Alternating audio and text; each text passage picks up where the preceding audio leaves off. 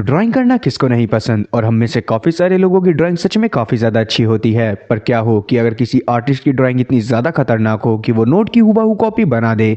और आज की हमारी कहानी होने वाली है ऐसे ही एक आर्टिस्ट के बारे में। और इस मूवी को देखने के बाद मुझे तो ऐसा ही लगता है कि फर्जी वेब सीरीज भी इसी मूवी का रेफरेंस लेकर बनाई गई थी। तो मूवी की शुरुआत में हम लोग जेल का एक सीन देख पाते हैं जहां पर एक आदमी बैठकर कुछ ड्राइंग बना रहा था। अब जब उस ड्राइंग के ऊपर हमारी नज़र पड़ती है तो हम लोग जान पाते हैं कि असल में ये एक स्टैंप बनाने की कोशिश कर रहा है। और ये इंसान ऐसा इस वजह से कर रहा था क्योंकि जेल से बाहर चिट्ठी भेजने के लिए एक स्टैंप लगती थी जिसका प्राइस $10 था, और इस इंसान के पास इतने पैसे नहीं थे। और अब ली यहाँ पर उस स्टैंप की हूबहू कॉपी बनाने के बाद उसे पोस्टमैन के बैग में डाल देता है। और ली की ड्राइंग सच में इतनी ज्यादा खतरनाक थी कि पोस्टमैन को भी उसकी बनाई गई स्टैंप पर शक नहीं होता। जिसके बाद हम लोग ली को देख पाते हैं जिसे काफी सारे पुलिस वाले अपने साथ इंटेरोगेशन रूम की तरफ लेकर जा रहे थे। और इस मिशन को लीड करने वाली पुलिस ऑफिसर का नाम था इंस्पेक्टर हो। और अब बहुत ही ज्यादा सिक्योरिटी के साथ ली को इंटेरोगेशन रूम में लेकर आया जाता है जहां पर इससे एक से ज्यादा पुलिस वाले पूछताछ करने वाले थे। असल में ली पहले एक गैंग के लिए काम करा करता था जो कि फर्जी नोट बनाया करती थी, और उन लोगों ने काफी सारे लोगों की जान भी ली थी। और उसके बाद एक ऐसा टाइम आया कि ली और साथी उस गैंग के लीडर को छोड़कर बाकी सभी गैंग मेंबर की लाश एक होटल के रूम में मिली। उस गैंग के लीडर का नाम था पेंटर, जिसकी शक्ल आज तक किसी ने भी नहीं देखी थी। उसकी बस एक ब्लर फोटो थी जो कि बाकी सभी सीआईए एजेंट के पास थी।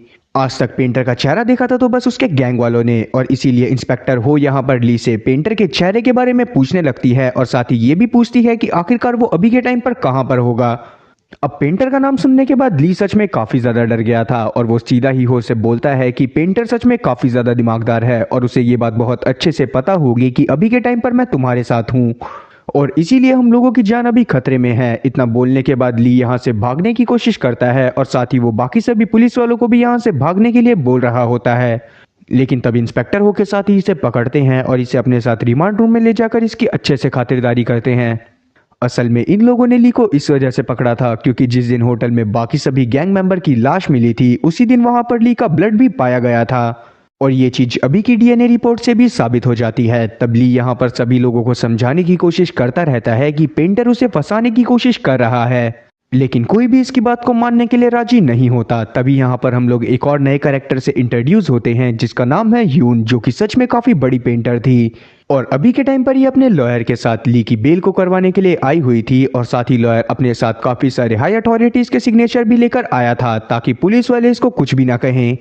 अब इतने सारे हाई अथॉरिटीज के सिग्नेचर को देखने के बावजूद भी इंस्पेक्टर हो ली को बेल देने से मना कर देती है, पर यून भी अपनी बात पर टिकी हुई थी। तब यहाँ पर इंस्पेक्टर हो इसके सामने एक शर्त रखती है कि अगर ली इन्हें पेंटर के बारे में सब कुछ बता देगा तो ये लोग ली को बेल दे देंगे।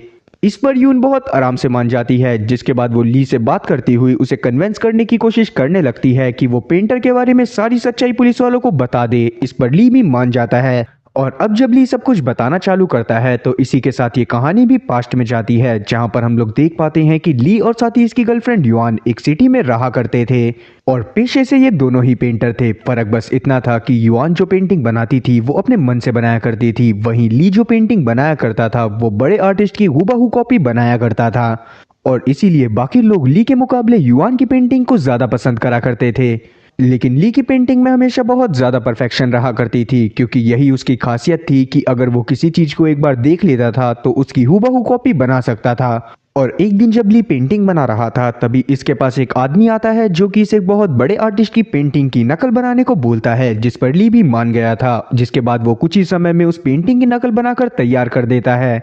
और दूसरी तरफ हम लोग युआन को देख पाते हैं जिसके पास लोकमान नाम का एक एजेंट आता है जो कि इसकी पेंटिंग का एग्जीबिशन लगाना चाहता था। तब युआन इसे बोलती है कि ये ली की पेंटिंग को भी अपनी एग्जीबिशन में लगाए, लेकिन लोकमान ऐसा करने से मना कर देता है। तभी हम लोग ली को देख पाते हैं जो कि बाहर खड़े होकर युआन और साथ ही लोकमान की बातें सुन रहा था। अब वैसे तो ली चाहता था कि युआन सक्सेसफुल हो जाए, इसीलिए वो लोकमान के जाने के बाद युआन से मिलता है और उसे बोलता है कि उसे लोकमान का ऑफर एक्सेप्ट कर लेना चाहिए।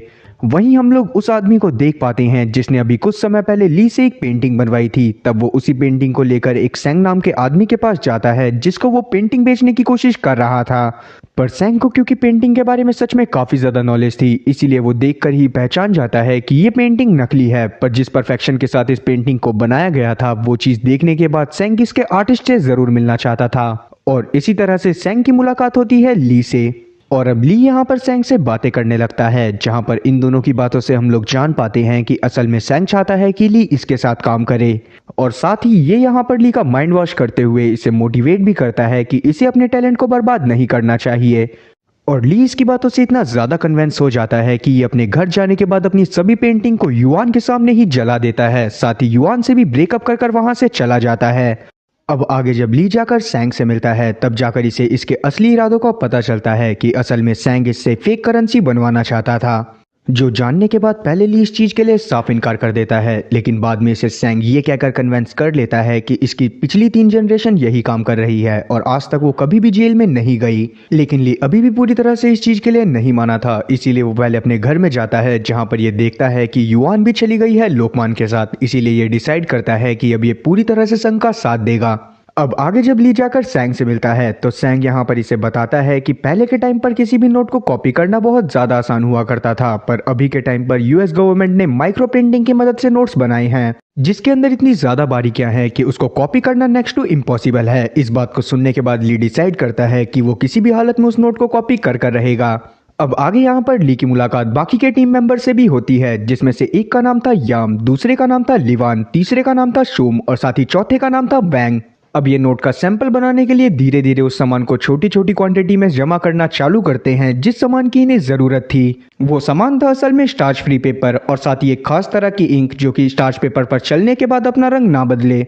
और अब ये लोग एक प्रिंटिंग मिल में पहुंचते हैं जो कि असल में सैंग का अड्डा था और साथ ही वो सैंग की ही जगह थी। तब जाकर हमें पता चलता है कि असल में सैंग का नाम ही पेंटर है। जहां पर पहुंचने के साथ ही ली ने अपना काम चालू कर दिया था, जिसके बाद वो कुछ समय लगाकर ही एक नोट के डिजाइन को तैयार कर देता है जो कि हूबहू यूएस डॉलर जैसा ही दिख रहा था। लेकिन अभी के टाइम पर भी इन लोगों के नोट में एक कमी थी, इनके नोट में वो वाटरमार्क शो नहीं हो रहा था जो कि यूएस डॉलर्स में हुआ करता था। इसीलिए ली यहाँ पर एक आइडिया देता है कि ये लोग नोट को 3 पार्ट्स में बनाएंगे, जिसमें से पहली परत पर ये लोग नोट के आगे का हिस्सा बनाते, दूसरी परत पर ये लोग वाटरमार्क बनाते और साथ ही तीसरी परत पर ये बनाते नोट के पीछे वाला हिस्सा।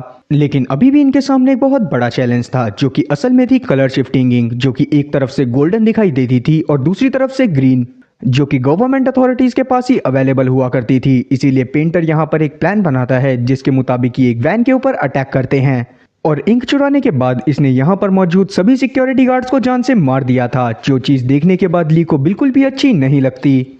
लेकिन अभी के टाइम पर जब ये लोग वापस आकर उस इंक की मदद से अपने नोट को बनाते हैं तो इनका नोट सच में काफी ज्यादा रियल लग रहा था, जिस बात की खुशी मनाने के लिए पेंटर यहाँ सभी लोगों को बहुत बड़ी पार्टी देता है। पर यहाँ पर ली का मूड काफी ज्यादा खराब था क्योंकि उसे ये बात बहुत अच्छे से पता थी कि एक बार इंक के खत्म होने के बाद पेंटर वापस से काफी सारे लोगों को मारकर उस इंक को हासिल करेगा।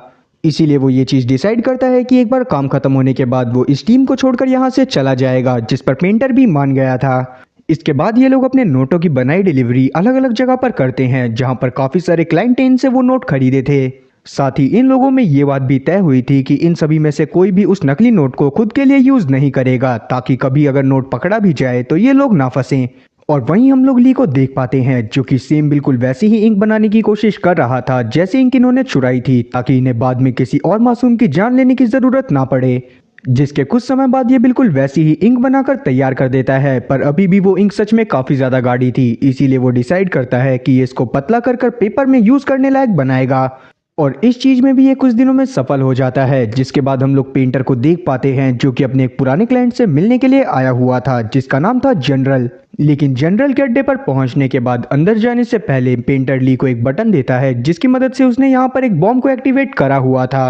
अब अंदर जाने के बाद जब पेंटर जनरल से बात करता है तो इन दोनों की बातों से हम लोग जान पाते हैं कि जनरल असल में पेंटर के पिता का दोस्त था, पर असल में उसने ही उनकी जान भी ली थी।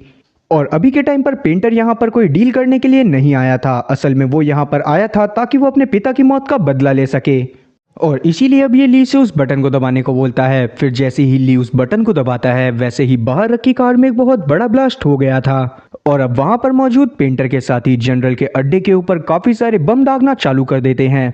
और अब पेंटर को जैसे ही मौका मिलता है वैसे ही वो अपनी दोनों बंदूक निकालकर यहाँ पर मौजूद सभी लोगों को जान से मारकर यहाँ से निकल जाता है। लेकिन इस सब की वजह से ली अभी भी काफी ज्यादा डिप्रेस्ड हो गया था क्योंकि उसकी समझ में नहीं आ रहा था कि आखिरकार पेंटर इतने सारे लोगों को जान से क्यों मारता जा रहा है। पर यहाँ पर हम लोग ली को एक लड़की के साथ देख पाते हैं जिसने उस लड़की की जान बचाई थी क्योंकि वो आग में जल चुकी थी, जिसके बाद वो उस लड़की को ले जाकर उसकी प्लास्टिक सर्जरी करवा देता है और उसे युआन का चेहरा दे देता है। और अब ये लड़की भी यहाँ पर ली और साथी पेंटर के साथ ही काम करने वाली थी, जिसके बाद पेंटर यहाँ पर इस लड़की को एक पासपोर्ट देता है जिस पर युआन का नाम लिखा हुआ था, जो चीज देखने के बाद ये लड़की की समझ में नहीं आता कि युआन कौन है। लेकिन अभी के टाइम पर जब ली इस लड़की को लेकर अपने साथ अपने घर में पहुंचता है तब जाकर इस लड़की को समझ में आ जाता है कि युआन कौन है। और ये चीज जानने के बाद कि असल में ली ने उस लड़की को अपनी एक्स गर्लफ्रेंड का नाम दिया है, ये काफी ज्यादा गुस्से में आ जाता है। वहीं हम लोग एक पुलिस ऑफिसर को देख पाते हैं जिसका नाम असल में विंग था और उसे वहां पर पेंटर के पीछे लगाया गया था ताकि वो किसी भी हालत में पेंटर को ढूंढ कर ला सके। और तब विंग यहाँ पर पेंटर के नजदीकी साथियों के ऊपर नजर रखना चालू कर देता है जिसमें से वोंग भी शामिल था। और यहाँ पर हम लोग वोंग की बातों से जान पाते हैं कि वोंग ने एक रूल को तोड़ दिया है। दरअसल उसने अपने ही बनाए नोटों की मदद से एक वॉल क्लॉक खरीदी थी क्योंकि दरअसल उसकी एक एंटिक शॉप थी। और इस बात की वजह से विंग को पेंटर और साथ ही वोंग के बारे में काफी ज्यादा चीजें पता चल गई थी। अब जैसे ही ये बात पेंटर को पता चलती है तो वो तुरंत ही वोंग को जान से मार देता है। लेकिन पेंटर ने जब वोंग को मारा था उससे पहले ही वोंग विंग से मिल चुका था, जिसके बाद ही उसने विंग को एक डील दी थी जिसके बदले में उसे जाली नोट मिलने वाले थे। और अब उसी डील को पूरा करने के लिए विंग यहाँ पर पेंटर से मुलाकात करता है जहाँ पर बाकी सभी गैंग मेंबर भी मौजूद थे। पर यहाँ पर पेंटर को ये बात भी बहुत पहले से पता चल गई थी कि विंग असल में एक पुलिस वाला है, इसीलिए वो यहाँ पर ली को बोलता है कि वो विंग की जान ले ले। पर जैसे ही ली उसके पास जाता है वैसे ही उसके हाथ कांपने लगते हैं। और ये चीज देखने के बाद पेंटर को सच में काफी ज्यादा गुस्सा आती है, जिसके बाद वो अपनी ही गन की मदद से विंग को जान से मार देता है। और अभी यहाँ पर ली को भी जान से मारने वाला था पर ये ली को जिंदा रहने का एक मौका देता है, जिसके बाद ये इसे इसी रूम में बने एक और रूम में लेकर चला जाता है जहां पर इसने असली युआन और साथ ही लोकमान को बांध कर रखा हुआ था। तब ये ली को बोलता है कि अगर ये लोकमान को शूट कर जान से मार देता है तो युआन इसकी हो जाएगी और साथ ही ये जिंदा भी रह सकता है। लेकिन जैसे ही पेंटर यहाँ पर ली के हाथ में बंदूक देता है वैसे ही ली उस बंदूक को पेंटर के ऊपर ही तान देता है। पर पेंटर को ये बात बहुत अच्छे से पता थी कि ली कितना ज्यादा डरपोक है, इसीलिए वो अपनी ही गन की मदद से लोकमान को जान से मार देता है। जिसके बाद हम लोग देख पाते हैं कि ली ने तुरंत ही दरवाजा बंद कर दिया था ताकि एक भी गोली युआन को ना लगे। और तभी ये तुरंत ही पेंटर के ऊपर अटैक कर देता है, जिसके बाद यहाँ पर मौजूद पेंटर के साथी भी ली के ऊपर अटैक करना चालू कर देते हैं। और अब यहाँ पर हुई लड़ाई के बाद हम लोग देख पाते हैं कि ली और साथी पेंटर काफी ज्यादा घायल हो चुके थे। तब ली यहाँ पर अपने हाथ में मौजूद गन की मदद से पेंटर को शूट करता है और इतने में ही यहाँ पर चैन भी पहुंच जाती है। तब वो यहाँ पर मौजूद पेंटर के सभी साथियों को मार देती है, जिसके बाद वो ली को लेकर यहाँ से निकल गई थी। अब जिस होटल में चैन और साथी ली रुके हुए थे वहां के अखबार की मदद से ली को पता चलता है कि पेंटर उस शूट आउट में जिंदा बच गया है। और अब क्योंकि ली इस बात को बहुत अच्छे से जानता था कि पेंटर का अगला शिकार युआन बनेगी, इसीलिए वो तुरंत ही युआन के पास जाने लगता है। तब चैन इसको रोकने की कोशिश करती है लेकिन ली इसकी बात को नहीं सुनता और इसीलिए यहाँ पर इन दोनों की काफी ज्यादा बहसबाजी हो जाती है। पर ली अभी भी इसकी बात को नहीं मानता और सीधा पहुंच जाता है एयरपोर्ट में। पर अभी के टाइम पर क्योंकि ली के पास ज्यादा पैसे नहीं थे इसीलिए वो उन नकली नोट को इस्तेमाल करने की कोशिश करता है जो कि इसने पेंटर के साथ मिलकर बनाए थे। पर वो सारे के सारे नोट नकली थे, इसीलिए पुलिस वाले उन्हें बड़े आराम से पकड़ लेते हैं। और अब जैसे ही ली के बारे में सभी लोगों को पता चलता है वैसे ही सारे के सारे पुलिस वाले ली को पकड़ लेते हैं। पर बाद में हमें पता चलता है कि दरअसल ली अपने नोटों की वजह से नहीं पकड़ा गया था, दरअसल किसी और इंसान ने उसके नोटों को बहुत ज्यादा सख्ती से चेक करने को बोला था, जिससे ली इस बात को बहुत आराम से समझ जाता है कि वो इंसान कोई और नहीं बल्कि पेंटर था। फिर जब ली को पुलिस वाले पकड़कर ले जा रहे थे तभी यहाँ पर इसकी नजर पड़ती है पेंटर पर, जिसके हाथ में युआन की ही एक बुक थी। और अब यहाँ से सीन प्रेजेंट में आता है जहाँ पर हम लोग ली को देख पाते हैं जो कि सभी पुलिस वालों को ये कहानी सुना रहा था। और अब क्योंकि ली ने पेंटर के बारे में पुलिस वालों को सब कुछ बता दिया था और साथ ही उसने पेंटर और चैन का स्केच भी बनवा दिया था, इसीलिए वो उसको नहीं रोकती। और अब ली भी यहाँ से निकल जाता है, जिसके बाद युआन और साथ ही ली एक होटल में पहुंचकर एक दूसरे के बहुत ज्यादा क्लोज आ जाते हैं और उसके बाद घूमने के लिए निकल जाते हैं। दूसरी तरफ हम लोगों को देख पाते हैं जो कि जब पुलिस स्टेशन की पार्किंग में खड़ी थी तभी यहाँ पर अचानक से इसे एक पुलिस वाला दिखता है जिसकी शक्ल बिल्कुल पेंटर से ही मैच हो रही थी। तब वो उसको पकड़ने के लिए उसके पीछे भागती है, पर तभी हम लोग देख पाते हैं कि वो आदमी बहुत आराम से एक लिफ्ट के अंदर घुसने के बाद ऊपर के फ्लोर का बटन दबा देता है। तब यहाँ पर हो को लगने लगता है कि शायद पेंटर यहाँ पर सारी की सारी चीजें जलाने के लिए आया होगा, इसीलिए वो तुरंत ही सभी पुलिस वालों को उसके पीछे लगा देती है। लेकिन बाद में जब उस आदमी को पकड़ लिया जाता है तब ये बात सामने आती है कि वो बंदा सच में एक पुलिस वाला है और साथ ही ली ने जो भी कहानी सुनाई थी असल में वो एक झूठी कहानी थी। और ये पुलिस वाला असल में वही पुलिस वाला था जो कि ली को एयरपोर्ट तक लेकर आया था। और ली ने इसके ही फेस का यूज कर कर पुलिस वालों को ऐसी कहानी सुनाई जिसकी मदद से वो पेंटर को एक अलग इंसान और साथ ही ली को एक अलग इंसान समझने लगे। दरअसल ली ही असल में पेंटर था। और इस बात के समझ आते ही हो तुरंत ही उस होटल की तरफ जाती है जहां पर युआन और साथी ली गए हुए थे। लेकिन वहां पर पहुंचने के बाद इसे पता चलता है कि ली और साथी युआन यहां से निकल चुके हैं। और साथ ही यहाँ पर हो को ये बात भी पता चलती है कि जो लड़की पुलिस स्टेशन में युआन बनकर आई थी वो असल में चीन थी, क्योंकि असली युआन तो उस वक्त चाइना में पेंटिंग बनाने में बिजी हो रखी थी। और ये बात सुनने के बाद तो हो के तोते उड़ जाते हैं। और वहीं हम लोग चीन को देख पाते हैं जिसकी भी एक अलग स्टोरी थी, जिसके मुताबिक हमें पता चलता है कि वो ली से बहुत ज्यादा प्यार करने लग गई थी। पर जब उसे ये बात पता चलती है कि ली ने उसको अपनी एक्स गर्लफ्रेंड का चेहरा दिया है तो वो काफी ज्यादा गुस्से में आ गई थी। इसीलिए उसने डिसाइड करा कि वो ली से बदला लेगी। और यही सब सोचते हुए उसने ली को पुलिस स्टेशन से छुड़वाया था, जिसके बाद ये एक बोट में बॉम्ब लगाती है और उसके बाद ये ली और साथी खुद को उस बोट में बिठाकर वहां से रवाना हो जाती है। और जैसे ही बोट हांगकांग के बॉर्डर से दूर जाने वाली थी वैसे ही चैन बटन दबाकर उस बोट को ब्लास्ट कर देती है, जिसमें उन दोनों की ही मौत हो गई थी।